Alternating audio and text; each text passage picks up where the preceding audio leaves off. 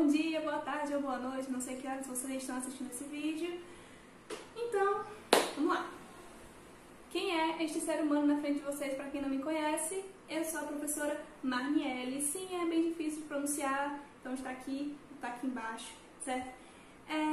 Eu sou professora de Geografia da unidade da Pajuçara, também conhecido como SESC Integral, certo? E durante esse período de quarentena, eu vou ser a responsável por ministrar as aulas de Geografia do 9º ano, tanto dos alunos da Pajuçara como dos alunos do Timbó da Tia Thaís, ok? Então, durante esse período, vocês vão sempre olhar para esta bela carinha aqui, certo? Então, conversando com a Tia Thaís, a gente se organizou para ver direitinho aonde ela tinha parado, aonde eu tinha parado, e percebemos que estávamos no mesmo ponto, capítulo 4 do livro de vocês de Geografia, também conhecido como o Espaço Político da Europa, certo? Para os meus alunos do 9º ano, a gente já tinha começado esse capítulo, lembram? Pois é. Os alunos da Tia Thaís ainda não tinham começado esse capítulo, por isso hoje a gente vai dar aquela recapitulada enquanto a gente vê todo o conteúdo, certo? Hoje a gente vai ficar somente com o cenário 1 e 2, e nesses dois cenários a gente vai ver justamente o processo de crescimento territorial da Europa, digamos assim, toda a questão do remembramento e também da fragmentação, porque a Europa passou por essa alternância de períodos, se juntando e separando, ok? E também vamos falar um pouquinho sobre a União Europeia, aquele poderoso bloco econômico que a gente sempre escuta falar nos jornais, tá certo? Então, bora lá! Ok, então vamos lá. Como o capítulo já diz, vamos falar de Europa. E, para começar, vamos lembrar que a Europa passou por uma série de processos de remembramento e também algumas fragmentações, e é exatamente isso que a gente vai começar hoje, ok? Então, falando de remembramento, o que seria um remembramento? No caso, um remembramento espacial. Às vezes acontece de algumas áreas, em alguns lugares, se fragmentarem ou se separarem por questões políticas ou econômicas, certo? Então, pode acontecer um processo de remembramento, que é essa unificação em consequência de um objetivo comum. Então, isso aconteceu na Europa e o grande resultado final foi a União Europeia, que a gente vai falar mais na frente, ok? Mas antes de chegar lá, vamos voltar um pouquinho no tempo e chegar no cenário de pós-guerra. Fim da Segunda Guerra Mundial, a Europa foi o grande palco da Segunda Guerra e, por isso mesmo, ela ficou bastante abalada, ficou basicamente destruída, ok? E nesse cenário também, vamos imaginar um Estados Unidos altamente industrializado e bastante fortalecido, visto que ele pouco participou da guerra e a guerra não aconteceu no território dele. Então, depois da Segunda Guerra Mundial, o que foi que aconteceu? Estávamos caminhando para o próximo grande evento do século XX, que foi a Guerra Fria. E durante a Guerra Fria, nós tínhamos aí uma polarização entre o bloco capitalista e o bloco socialista, dividido aí entre Estados Unidos e União Soviética. Como a Europa estava destruída, os Estados Unidos tinham medo de que muitos países acabassem cedendo para o lado socialista da força e ele ficasse enfraquecido. Então, o que foi que os Estados Unidos fez? Um plano, o Plano Marshall. Esse plano ele foi criado em 1947 e tinha o objetivo de doar dinheiro, bastante dinheiro, bilhões de dólares, para a Europa se reconstruir e assim conseguir se estabilizar da crise causada pela guerra. Então, o Plano Marshall veio aí com esse projeto de reconstrução da Europa. E isso realmente ajudou. A Europa conseguiu se reconstruir em tempo hábil, ok? Mas isso não quer dizer que acabaram os conflitos dentro da Europa. Ainda existiam algumas desavenças internas, certo? Principalmente entre a Alemanha e a França. Esses dois países, eles viviam discutindo, digamos assim, por conta de uma pequena área entre eles, chamada Alsácia e Lorena, extremamente rica em recursos minerais, como jazidas de ferro e depósitos carboníferos. Então, essa área ela era bastante disputada por esses dois países. Essa disputa só foi resolvida com a assinatura do Plano Schuman, em 1950. Esse plano ele veio por parte da França, que foi ideia da França, e tinha o objetivo de trazer para esses dois países uma forma de amenizar esse conflito, fazendo com que os dois pudessem compartilhar esses recursos minerais dessa região. Então, os dois países, a partir desse momento, poderiam estar explorando. Com isso, esses conflitos foram amenizados e outros países resolveram tentar entrar também, fazer parte desse plano. A Bélgica, a Holanda, Luxemburgo e a Itália. Então, mais esses 4 países, eles resolveram entrar, fazer parte do Plano Schuman para também explorar essa área. E assim surgiu a Comunidade Econômica do Carvão e do Aço, sigla SECA, ok? Então, esse foi o primeiro grupo de remembramento dentro da Europa, também conhecido como Europa dos Seis, ok? Esses países fizeram um acordo de compartilhar essa área e também de ter um mercado comum entre eles. Então, eles poderiam estar aí fazendo transações comerciais sem nenhum tipo de barreira, ok? E a experiência dessa Comunidade Econômica do Carvão e do Aço deu tão certo que outros países quiseram fazer parte.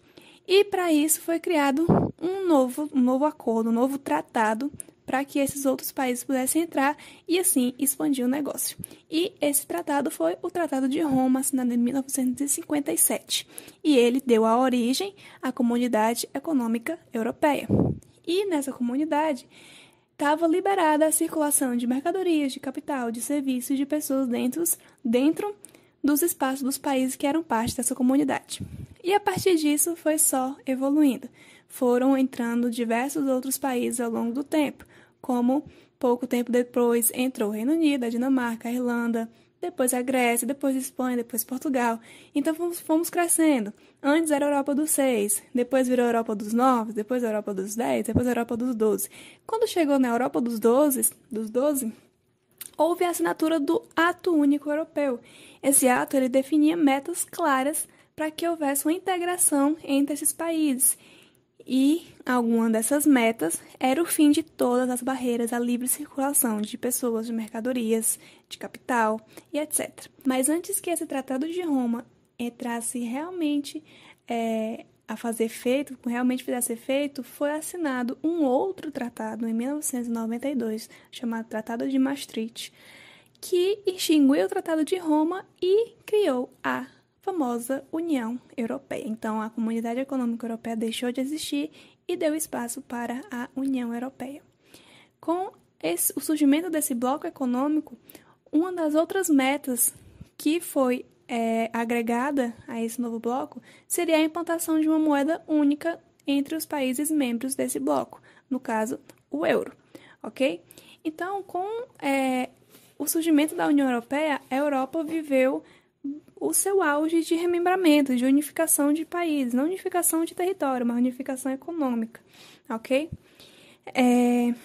Mas isso não quer dizer que o euro entrou em vigor imediatamente. Houve aí um tempo até que o euro realmente entrasse em vigor. A União Europeia surgiu e assim foram entrando outros países ao longo do tempo, até chegar mais ou menos na metade da primeira década do século XXI. Então, chegamos aí a ponto de termos uma Europa dos 25 até a Europa dos 27, que foi quando os últimos países atualmente que recentemente entraram dentro da União Europeia. A União Europeia, ela prega bastante o respeito cultural, porque são 27 países membros, então nem todos esses países falam a mesma língua, são 19 línguas e culturas diferentes.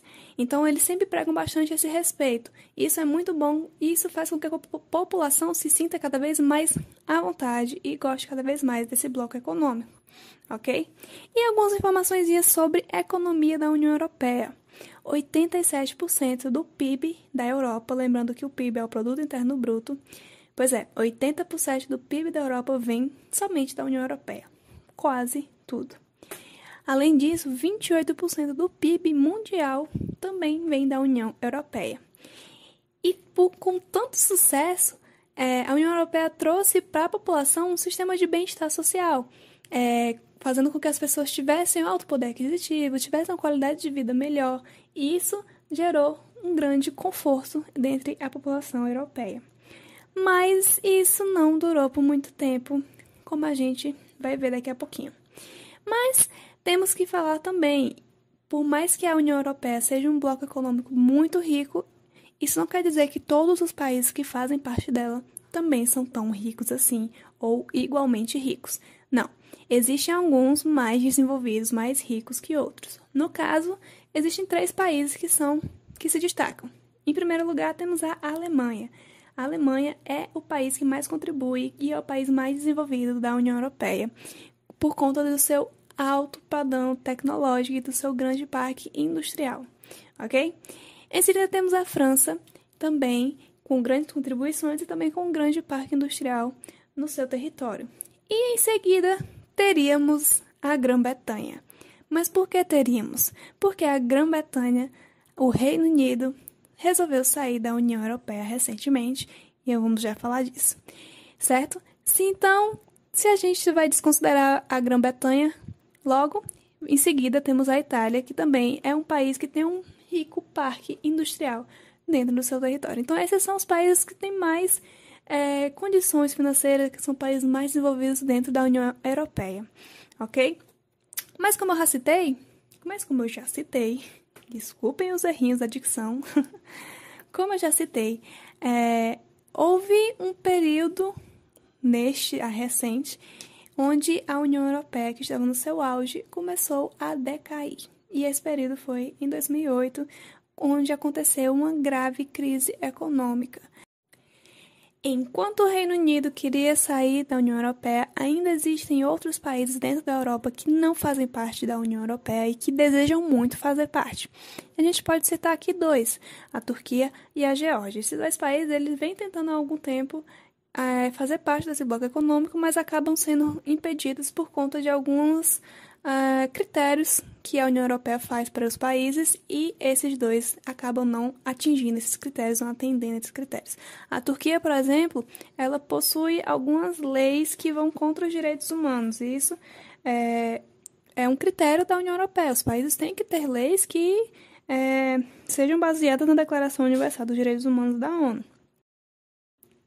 Essa grave crise econômica que aconteceu em 2008 e atingiu bastante a Europa, aconteceu por conta de diversas políticas neoliberais que foram receitadas, digamos assim, pelo Fundo Monetário Internacional, o FMI, para países da Europa. E assim eles começaram a ter altos gastos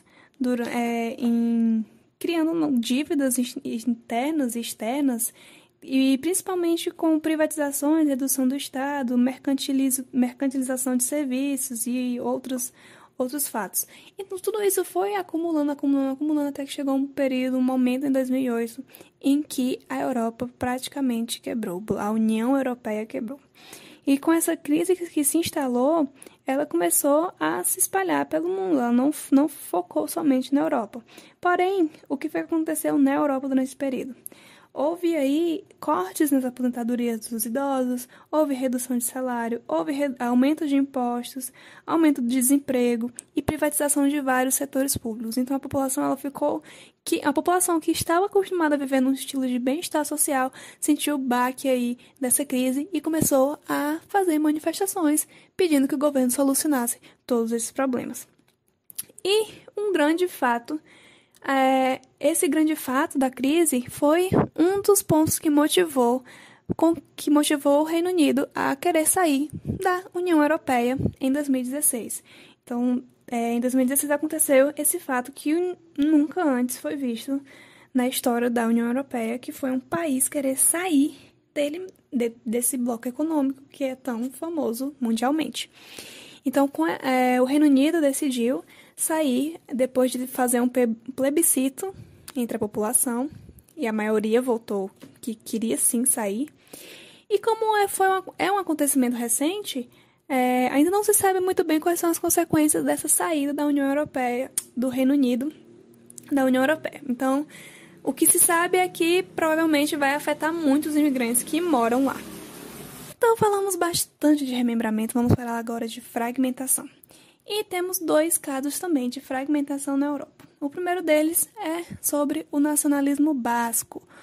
o povo basco. O povo basco, ele é um povo com cultura própria, com língua própria, que vive ali entre a França e a Espanha, certo? Quase não sai. Então, essa galerinha, eles estão há muito tempo tentando conseguir ter o seu próprio território, para conseguir ter o seu próprio país, mas eles estão sempre sendo barrados ou pela Espanha ou pela França.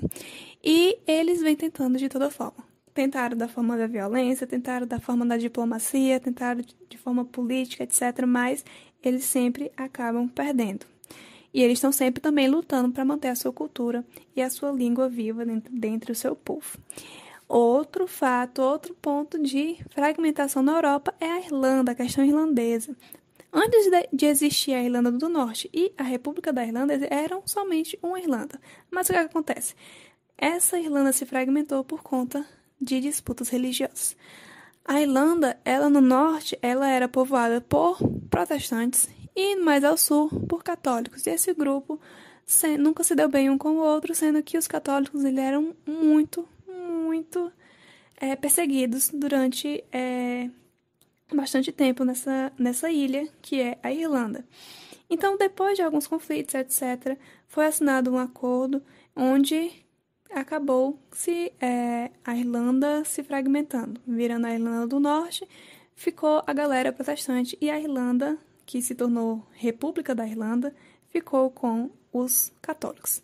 Então, ela acabou se separando e não faz parte do Reino Unido, ok? Então é isso, pessoal. Encerramos aqui esses dois cenários. Espero que tenha dado para entender, ok? Se não der, se tiver tido alguma dúvida, basta consultar o livro, tem tudo aí bem explicadinho, certo? Minha missão hoje se encerra aqui, mas a de vocês continuam, ok? Vocês vão aí agora resolver as atividades da página 128, 129, 137 e 138, ok? Resolvam que quando a gente voltar às aulas, a titia vai corrigir, tanto eu como a tia Thaís também, tá certo? Espero que vocês tenham gostado, que tenha sido claro e até o próximo vídeo. Fiquem em casa e se cuidem!